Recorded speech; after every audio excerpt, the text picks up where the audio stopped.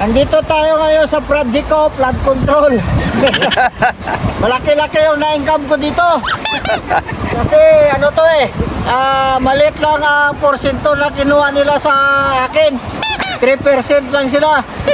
Kaya malaki yung kita ko dito. Wala yung mga kickback ng mga senador at congressman. Ayun yung aking equipment. Malapit lang matapos ito.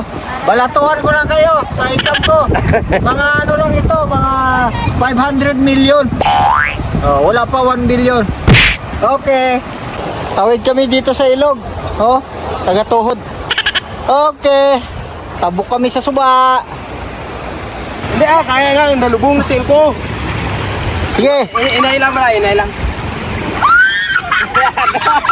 Adlock na. Tabok kami sa suba. Okay.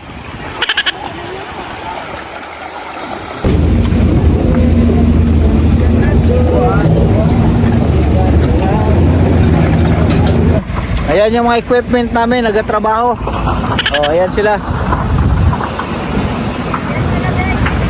Pinapaspasan yung project dito kasi baka maabutan ng investigasyon. Pero parang tigil naman ang ang investigasyon Nako. Bali na siguro Hindi na siguro maabutan to. Ito yung trabaho namin Gabyon ang tawag dito. Mga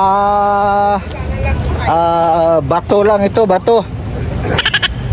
So wala nang budget ng simento ito dahil sa nagastos na yung pera Kaya gabyon na lang. Ayan yung engineer ko sa likod ko. Tinanong ko siya, wala na daw budget, kaya ganito na lang ang gagawin. Bahala na yung DPWH mag-report kung ano yung resulta ng project namin dito. Total, tumigil na rin ang investigasyon nila sa Yoribon dito sa corruption Diligtas na yung mga nangurakot dito. Nagbigay ng project sa amin. Wala na sila dyan. Lukuhan sila kung gusto nila. Okay, tapos na kami. Uwi na kami.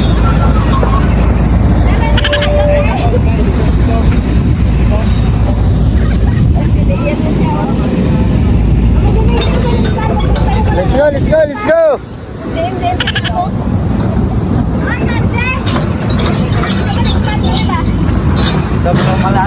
Sa totoo lang mga guys, napadaan lang kami doon. Iba yung pakay namin, akyat kami ng bundok.